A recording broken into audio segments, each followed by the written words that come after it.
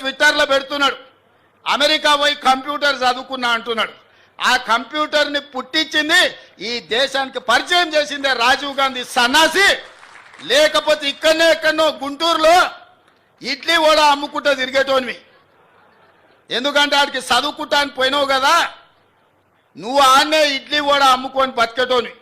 లేకపోతే రైల్వే స్టేషన్లో చాయ్ సమోసా అమ్ముకుంటా సిద్దిపేటలోనే ఉండేటోనివి. రాజీవ్ గాంధీ దేశానికి కంప్యూటర్ని పరిచయం చేసింది కాబట్టి నీ బతుకు ఒక కంప్యూటరు, ఒక ట్విట్టర్ అకౌంటు, ఒక ఐటీ మంత్రి అయినవు. లేకపోతే ఐటీ శాఖనే ఉండేది కాదు.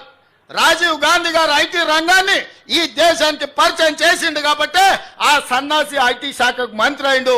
లేకపోతే ఆ దిక్కుమాలలోని బాధనే మనకు ఉండేది కాదు. కాబట్టి ఇవాళ ఈ పరిస్థితుల్లో అలాంటి రాజీవ్ గాంధీ దేశ సమగ్రతను కాపాడడానికి ప్రాణ త్యాగం చేసి ఈ దేశాన్ని కాపాడిండు.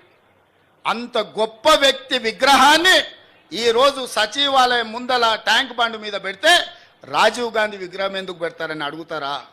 ఎంత బలుపు మాటలు కార్యకర్తలారా, ఒకసారి ఆలోచన చేయండి. అధికారం పోయినా మదము దిగలేదు. గాంధీ కుటుంబాన్ని కుటుంబ పాలన అంటున్నారు. ఆ సన్నాసులకు చెప్పండి, రాజీవ్ గాంధీ గారు ప్రధానమంత్రిగా చనిపోయిన తర్వాత దాదాపుగా 15-20 ఏళ్ళు కాంగ్రెస్ అధికారంలో ఉంది. సోనియా గాంధీ గారు ఏ పదవి తీసుకోలే, కేంద్ర మంత్రి పదవి తీసుకోలే, ప్రధానమంత్రి పదవి తీసుకోలే. 2004 నుంచి 2014 10 సంవత్సరాలు బలమైన యూపీఏ ప్రభుత్వం ఉన్న సోనియా గాంధీ గారు, రాహుల్ గాంధీ గారు ఏ పదవులు తీసుకోలే. కేంద్ర మంత్రి పదవి కానీ ప్రధానమంత్రి పదవి కానీ తీసుకోలే. ఆనాడు రాజీవ్ గాంధీ గారు చనిపోయినాక దాదాపుగా 3 దశాబ్దాలుగా పైగా కాంగ్రెస్ పార్టీలో గాంధీ కుటుంబం ప్రధానమంత్రి, కేంద్ర మంత్రి పదవి తీసుకోలేదు. పదవి త్యాగం అంటే వాళ్ళని చూడాలి, ప్రాణ త్యాగం అంటే వాళ్ళని చూడాలి, స్వతంత్ర పోరాటం అంటే ఆ కుటుంబాన్ని చూడాలి. మోతీలాల్ నెహ్రూ, పండిత్ జవహర్లాల్ నెహ్రూ స్వతంత్రం కోసం పోరాటం చేసి ఈ దేశానికి స్వతంత్రం తెచ్చినోళ్ళు.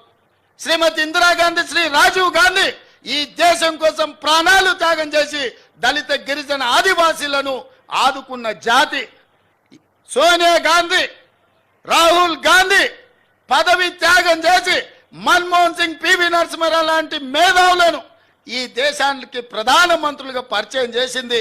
తెలంగాణ బిడ్డను ఈ దేశానికి ప్రధానమంత్రిని చేసింది శ్రీమతి సోనియా గాంధీ కాదా? ఇవాళ మనం గొప్పగా చెప్పుకుంటున్నాం, మన తెలంగాణ బిడ్డ, మన వంగర బిడ్డ ఈ దేశానికి ప్రధానమంత్రి అయిన. ఎట్లయినా శ్రీమతి సోనియా గాంధీ గారు ఆనాడు పివి నరసింహారావు గారిని ఈ దేశానికి ప్రధానమంత్రిగా చేయలేదా? మన్మోహన్ సింగ్ను ఆర్థిక మంత్రిగా చేయలేదా? ఈ దేశానికి ప్రధానమంత్రిగా చేయలేదా? పదవీ త్యాగం అంటే సోనియా గాంధీ గారిది, రాహుల్ గాంధీ గారిది. మరి సన్నాసులదేందయ్యా? అయ్యి ఉండంగానే అయ్యో ముఖ్యమంత్రి, కొడుకు ఐటీ మంత్రి, అల్లుడు సాగునీటి పారుదల శాఖ మంత్రి, బిడ్డ ఎంపీ, సడ్డకుని కొడుకు రాజ్యసభ.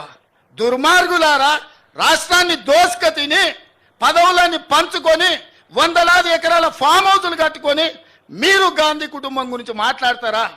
గాడిదకి ఏం తెలుసు గంధం చెక్క వాసన అని పెద్దోళ్ళు ఎప్పుడో చెప్పారు.